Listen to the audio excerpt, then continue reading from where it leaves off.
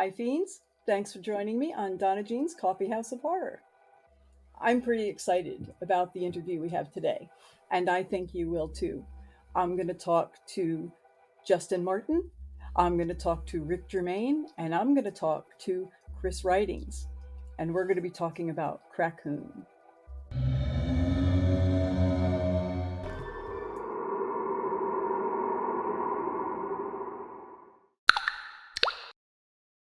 Chris Rhydings, Hello. welcome, and thank you so much for joining us. Oh, not a problem. Happy to be here.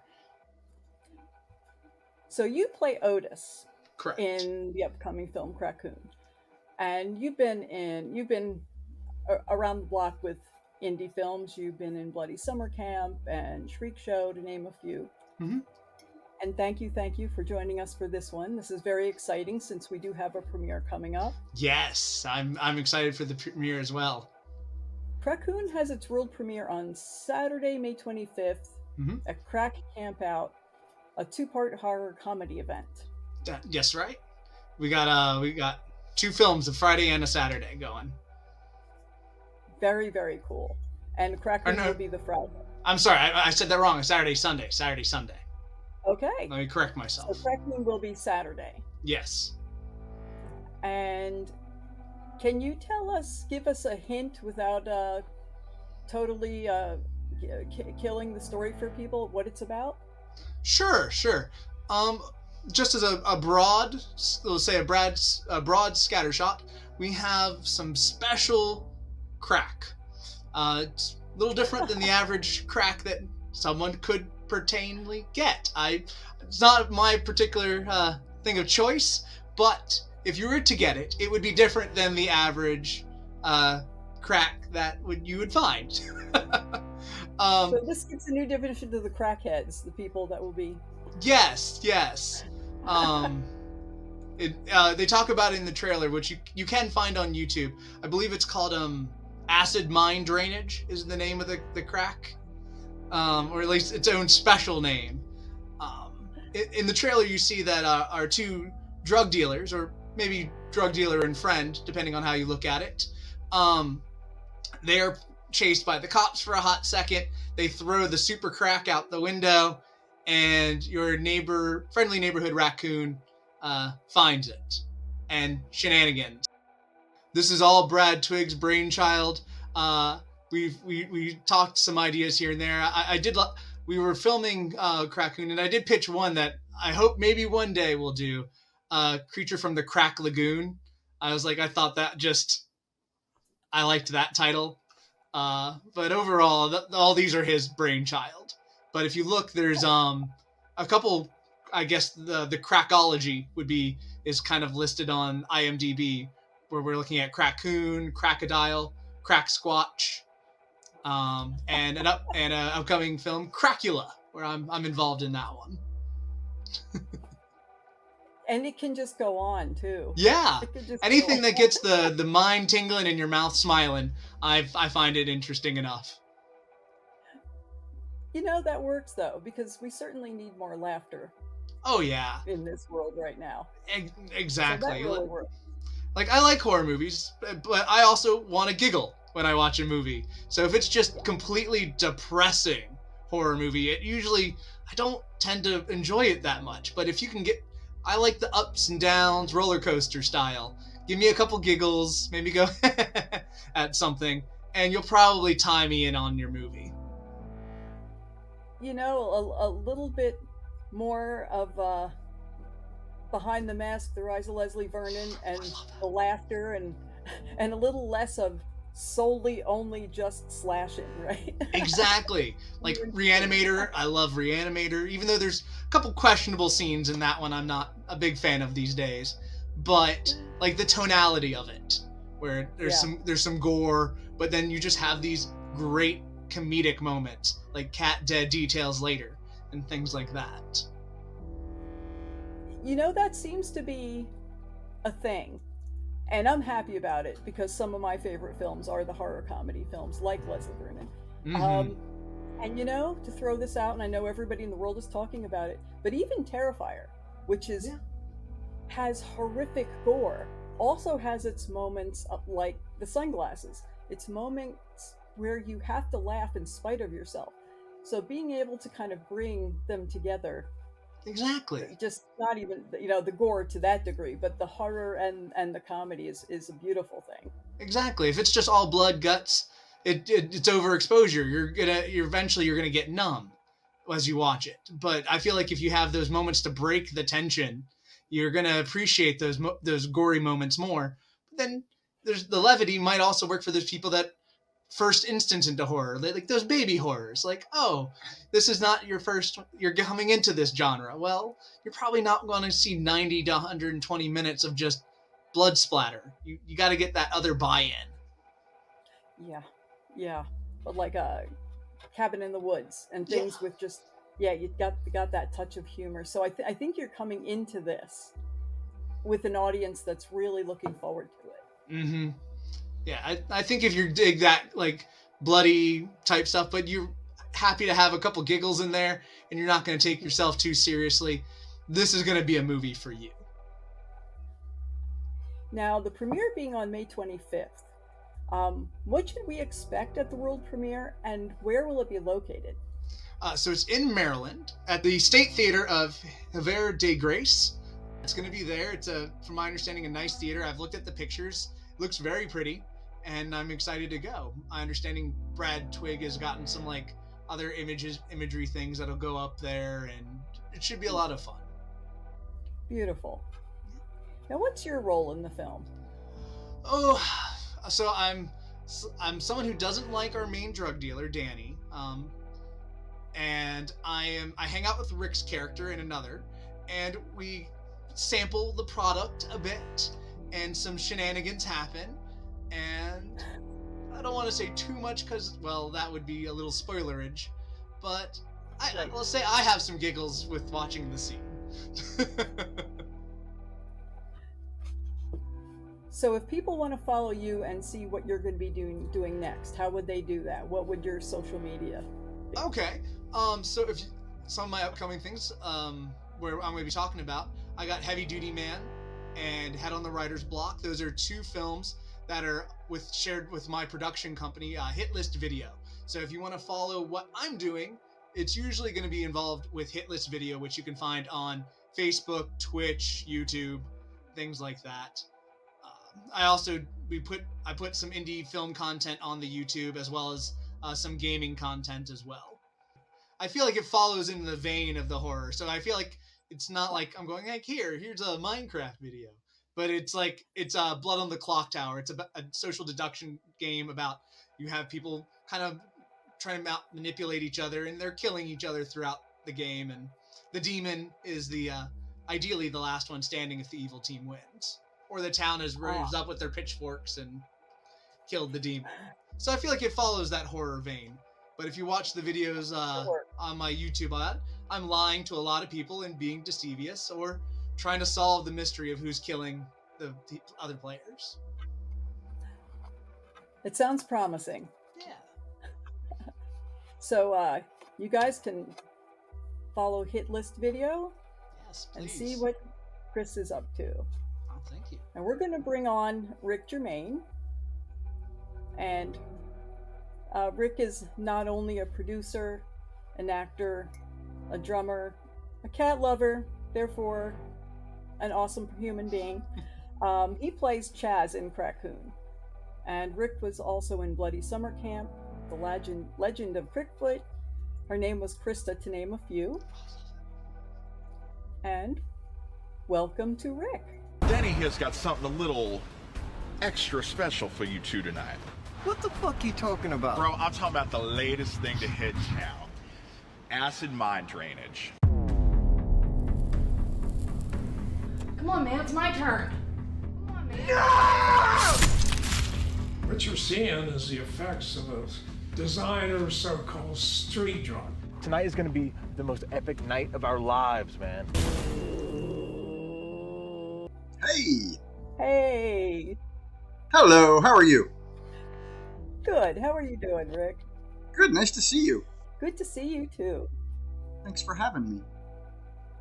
So, Crackcoon. Crackcoon. You play Chaz. Can you tell us a little bit about Chaz? So Chaz has some of this awesome crack, and I'm in a small little scene where Chaz is introducing this new crack to some people, and I heard Chris mention earlier, and then shenanigans ensue, and that's a pretty fair description of what happens.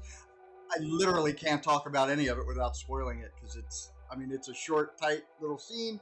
God, it's good though. I mean, I very rarely see anything that I film before it's completed, right? Like, I don't look at stuff on the set too often. But wow, I got to see some of this before it was done, and it's a really, really good scene. So I'm excited. I'll tell you that the one of the coolest things about Crackcoon was that Brad had the cover art, the poster art for it before there was anything else. There was just, we had a name and a poster, and that poster went crazy viral. It was just showing up everywhere for, like, I don't know, 2-3 weeks. It was like the thing just showing up in all places. So that was really cool. So when I saw that, I was like, oh yeah, we have to make this film. People are going nuts just on the picture of the idea of the film. So yeah, we got to make this thing. So yeah. Sounds like the timing is right. Just everything coming together there. Yeah, there's been a bunch of sort of Cocaine Bear takeoffs over the last couple of years. So hopefully the steam hasn't run out of that. But I think where ours is different is, like Chris was saying, it's got the sort of laugh factor to it. It's not depressing at all. It's not Exactly. It's not this heavy film. It's very funny. It's very silly. But if you like blood and guts just and have a good time, and all that's right. Yeah. So it's all those things. I think it's going to do great. From what I've seen of it, I really like it. So I'm happy with where it's coming out. So this is for both of you. How was this film different for you filming than any others that you worked on? Oh, I got one that has never happened to me, but happened on this set. Rick was there with me. My hair caught on fire. Stuff happens. Yeah, I patted it out but was it on film? Was the camera rolling? So. I hope so. I gave Brad my blessing to put it in the special features or in the end credits, but I'm not sure if it'll happen or not. That's actually kind of a rule in filmmaking. If something like that happens to an actor, you're kind of obligated to put it in the film. That is really a thing. If somebody gets hurt, like doing a stunt, that's the take you want to use in your movie. To Brad's credit, though, he stopped what we were doing. He checked on me afterwards. He was very are you sure you want to continue? And he was like, sure. I'm like, I'm fine. It was like, that was more embarrassing for me than anything harmful. Yeah. But I did appreciate that he was after the take, I was like, did you catch that? And he's like, are you okay? The priority is, are you okay? Yeah, that's Brad in a nutshell. That's kind of the most important thing, especially on those kind of sets, where we're playing kind of fast and loose with the way we're filming it, what we're doing. We kind of, it's not like we're making it up as we go along. We have a plan, but when you get to a certain location, you got to kind of figure out how that plan works with the location you're in. Sometimes it doesn't, and you have to think of some other ways to pull off the same thing. And sometimes you wind up laying in uncomfortable places and all kinds of stuff. So one of the things Brad's really good about is making sure that people are okay with doing that. Because actors, by and large, we will do anything if the director asks us to do it, and that's not a good thing. No. So I appreciate directors that know that that's the case and don't abuse it, and look out for it. So he's really good about that kind of stuff. So it sounds as though there was a bit of improvisation going on out of necessity. Yeah, I mean, there almost always is some of that. There kind of has to, again, because the set and, you know, maybe we lost a location altogether and everything has to change, or maybe, you know, someone that was supposed to be there for that scene can't be there for whatever reason, so things have to be swapped around. But mostly we stick to the script. We have a script writer, and we follow that very closely.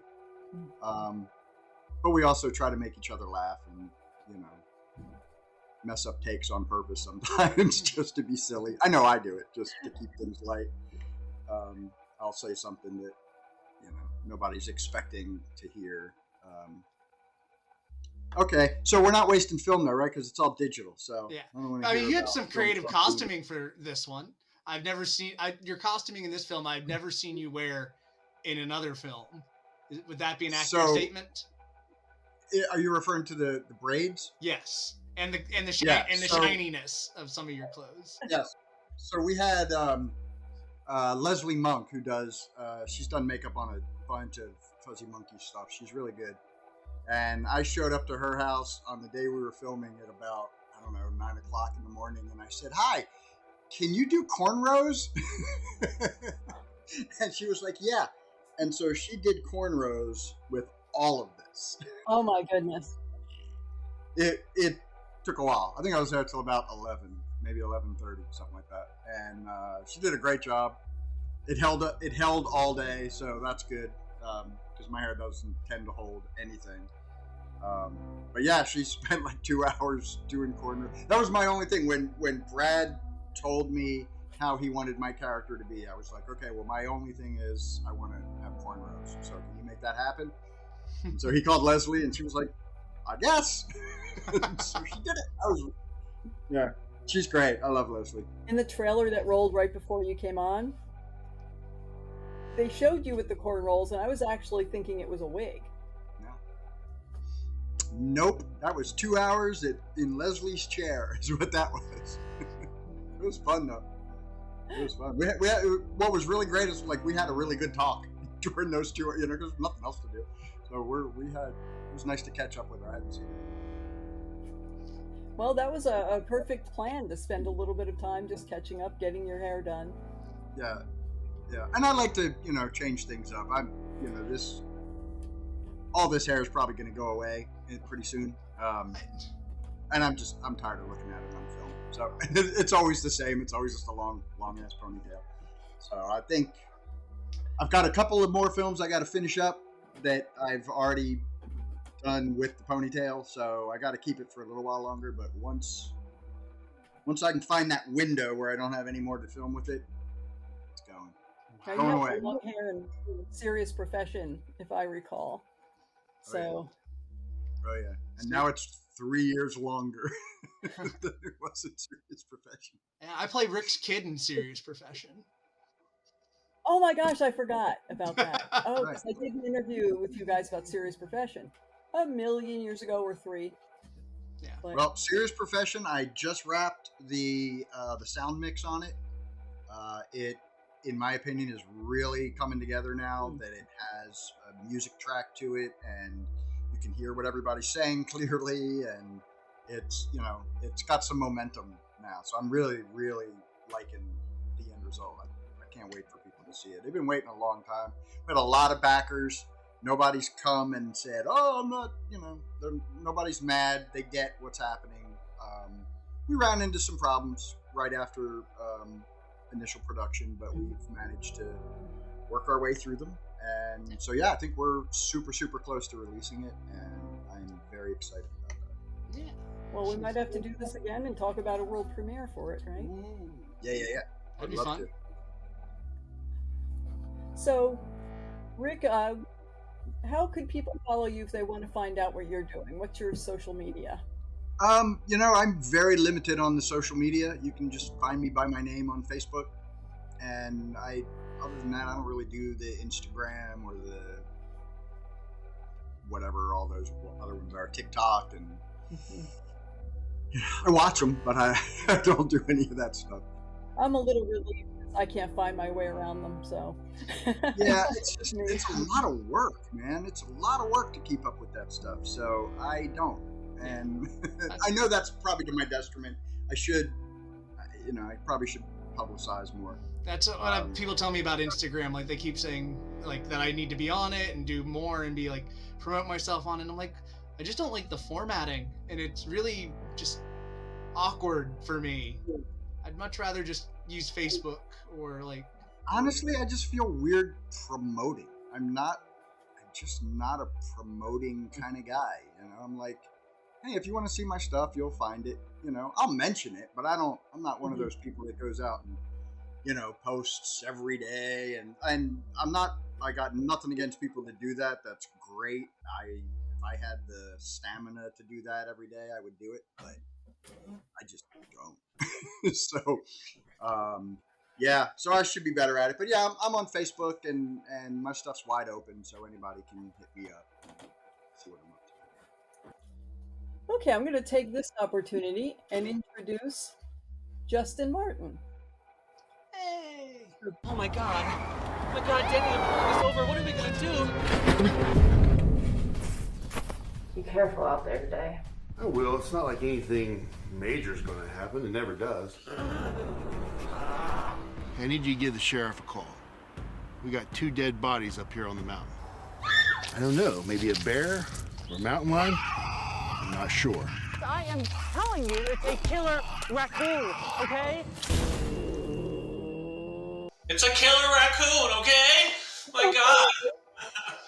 Hey, guys. Hey, Justin. Welcome so much. Thank you for joining us. Thank you for having me. I'm excited. I don't often get to come into a coffee house, a coffee shop, and enjoy some horror at the same time. Yes, please. It's what we do. I love it. I love it. Now, could you tell us a little bit about your character in Crackcoon? It certainly looks like you're having some fun playing him. Oh my gosh. Memorable, unforgettable. This probably was actually one of the most difficult characters I've had to play in any production I've ever been in. Yeah, by far. So I play Frankie. Frankie is one of the drug dealers in Crackcoon. And Frankie, of course, has his partner Denny, who's also a drug dealer, who you saw with the grills in his mouth and all that stuff. That was Denny.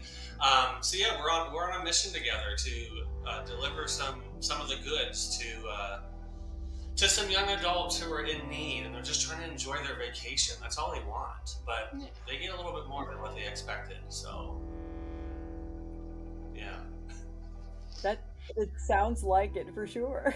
It's hard for me to not sell it more, so this is probably the shortest description I've ever given yet of Crackcoon. I'm one that gives too much away, so I'm like holding it in right now. I can see it in your face. You're like, I want to say more so bad. I do. But I'm going to behave myself. Now, have you two worked together before? We've passed each other. Yes, I'm sorry. Yeah, we've passed, the indie community especially is so very close, but so very far apart at the same time. Like Chris and I know each other, through different films and productions, and we've worked in productions together, but we haven't had a scene together. Yeah, we've been on set together at the same time, like when we were filming some stuff for Killer Campout too. We were on set together at the same time, but I'm filming over here, he's filming over there. Or they're filming my stuff at this time, and they're filming his at another. So it's just that's right. We've never had a scene together. So maybe something upcoming. Maybe we'll find out. Yeah, we gotta let Brad know so he can put that plug in for us. Well, I see we have one title coming up that we share, so I don't know what the script will say. Yes, that's true. Can you share that, or is it I mean, it's on the internet. I guess it's okay. Yeah. So we're both in Crocodile. So. Yes. Okay. And that campaign's running right now. So if you guys go to Indiegogo and search for Crocodile, it's been up for about 2 weeks now, almost, Chris. I think so, yeah. And there's a lot of so many great perks, you guys. That's one thing I love about Fuzzy Monkey Films is they don't just focus on the small perks. Like, yeah, you can buy a DVD, yeah, you can buy a t-shirt and a signed poster. Fun. But what's more exciting is when you can pay to be killed in the movie. Right. Like, who would not want to be killed in the movie, right? And there's also some like distance perks. So like if you can't be on set because let's say you live out in the Midwest or you live in Canada, well, there's these voiceover perks that you can do. So you're still part of the film in that regard.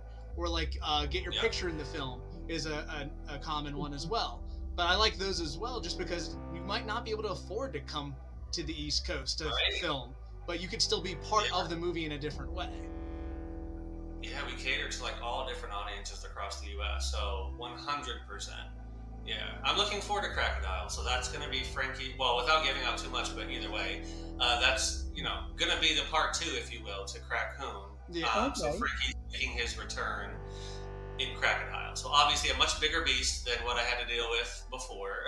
We're not talking about the forest anymore. Now we're talking about the water, which I'm terrified of in real life because I can't swim. So that's how I'll find you. Well, this is going to be horrific, but exciting at the same time. I almost hope that I drown, but I almost hope that at the same time I get to really enjoy the experience and not like fear like I'm going to lose my life while I'm filming. Yeah. We'll see how that plays out. Maybe someone just throws the life preserver too far and you just... Yeah, maybe I can just do something like they can put some, I don't know, some floaties on me or something to make sure that I am okay. Well, man, I think it's safe to say your hair won't catch on fire. That's true. Yeah, that's true. That is true. Yeah, and I would be devastated because I'm a stickler about my hair. Yeah, it was one of the front pieces, so it was like just went right up. That might be it for me. I'd be like, you know what? That might have to be a wrap for today. I need to figure out what I'm going to do. You just get a comb over, right? Yeah. Grass and paint it brown and stick it on top. It looks the same. Now, if you had to pick, what was the craziest scene that you filmed in Crackcoon? Is there one that jumps at you about what that would be? From beginning to end, my whole story was crazy. I was running away from the freaking Crackcoon the entire time. It is hard to choose, but I would definitely have to say what stands out the most to me in my memories of filming was the final scene. 100% the final scene. That's what I thought you might say from reading the script. Yes, and without giving too much away, again, which I'm known to do. But that final scene, a couple of us actors have that face off, and we're meeting face to face now with this Crackcoon. So there's a lot going on. Like the tension is high, the special effects are high. Like you guys are going to see a lot happening during that moment. Like the last 15 minutes of the movie is going to be insane. Like the climax, literally, of everything. So I'm definitely looking forward to that. And I like the gore. I like the special effects. I like the blood. One thing I didn't like, and Brad knows this, and it drives because that stuff is hard to get off I have very fair skin. So like even though it's it's meant for filming, right? That stuff still doesn't come off easy for me. So like I'm scrubbing for hours, and it takes a good 24 hours for it to come off of my body. But this movie had so many ups and downs in a good way for me. So not just my character that I played, but the special effects. I think I had the most, I was around the most blood in this movie than the past movies I've done with a lot of blood. This is the most. Like this is buckets of blood. And who doesn't love buckets of blood? Yeah. Did you get the was it the water compression thing shot at you too? It was like a fire hydrant. You mean with the blood? It's like a fire hydrant. Yeah. I sure did. Yeah, Brad. I sure did. Brad and them shot me with it too. Yeah. And that stuff shoots fast, hard. Like, I mean, you can't avoid it. It sprays all over you, and it's like a one take thing. Like, if you don't do it in one take, you could kind of mess things up. Actually, we did it too for one of my scenes for Crackcoon. We shot me with it, and I was super bloody afterwards. And they're like, "Well, can we do it from another angle?" And I'm like, "I don't know. I'm kind of drenched." And then Daniel Brooks had this great idea. He's like, "Rhydings, turn your shirt around like the other way." So I wore my shirt backwards, and and then I was like, "All right, let's do this one more time." That would have been nice. I don't think I could have done that because I was covered from head to toe in blood. Yeah, so. I had it like all this side done in blood, but I was like, if we could do it, we could look at least your shirt was clean, and you could get shot again, right? Yeah, let's do it. It's so funny how those things work in production. Yeah. Just wipe it off your face and be like, "Here we go." Oh, there was no getting it off my face without jumping in the river at that point. Yeah, that stuff really does leave a mark. It really does. But well, it sounds like something for all of us to look forward to seeing. You drenched in the blood, so. Oh yeah, yep. Justin, do you have any way that people could follow you to see what you're going to be doing next? Oh yeah, absolutely. So I'm pretty active on Facebook and Instagram, kind of. Whenever I post to Facebook, I usually post to Instagram too. So on Instagram, you can find me at KenDoll, DOLL_JP. And on Facebook, I'm at my name with KenDoll in the middle. So Justin KenDoll Martin. And I'll just put this plug in really quick because a lot of people do ask me, where the heck does the Ken? A lot of people think my middle name is Ken. It's not Ken at all.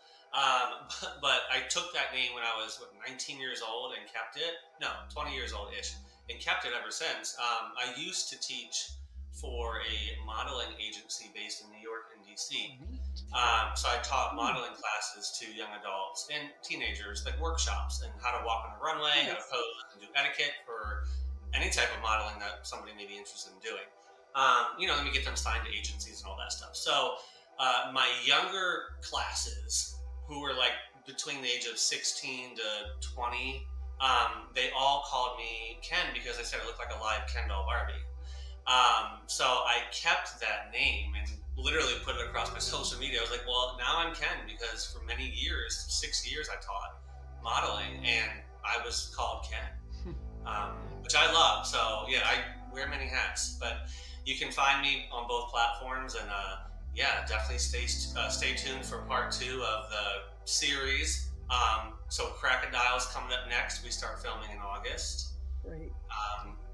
And then another film is called These Things, which is also a campaign running right now. And we got a couple actresses and actors from Fuzzy Monkey who are also in this movie too. That's being produced and directed by Matt Anderson. So it's going to be a pretty exciting film. We start filming that in July, so I've got a busy summer ahead of me. But I wouldn't want it any other way, so I'm looking forward to it. It sounds fabulous, and Matt and Anderson and I have been kind of corresponding about doing another interview. Cool. So, and I've been seeing a lot about these things too, so it's looking pretty exciting, just what little I've seen. Oh yeah, literally, these things are everywhere. Just get ready for that, yeah. So to recap, Crackcoon will premiere at Crackcoon Campout Saturday, May 25th at a 2-part horror comedy event. Doors will open at 6, movie screening at 7, $15 in advance, $20 at the door, or a special for both days of $25. Yeah. So anybody who can, get on out there. Please. You won't regret it. And feel free to comment here. Yeah. Shoot it over on the Coffee House of Horror and Facebook. Let me know what you think of it. Yeah, and if you come and you want to say hi, feel free to say hi to me. I will chat with you for a little bit and just be like, what's going on? I appreciate anyone that took their time to come see the movie. Yeah, 100%. They have a whole bunch of stuff set up, guys. They have a Q&A session, all of that. Photo ops with the cast. Photo ops with yourself on the red carpet if you want to. We have a whole get-up set up over there. Buy some merchandise while you're there. You're going to have a lot of fun for a couple hours. I think both nights. Yeah. Is there any place that people can go to follow up about the updates and the event? Yes. So there are event pages for the event on Facebook. They have this is a part one. It's or no, yeah. List has it as parts. There's a couple of Facebook events for it that are kind of out there. It's a little confusing. I'm not gonna lie. For at least it was for me. But there are clear ones for Killer Campout and Crackcoon. There's also Facebook groups that are moderated by Brad, and I'll post on there sometimes as well, which talks about the upcoming films a little bit or when there's been campaign things.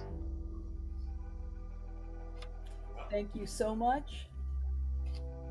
And you viewers out there, join us again on Saturday as we talk about Night 2 of the Crack Campout and the world premiere of Killer Campout Part 2.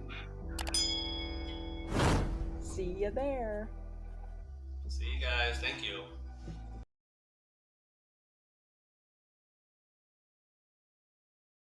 So Rick, can you Yes, give ma'am. any hints about how your character comes back, other than you're playing the same character that died in 1? You're killing me. Oops.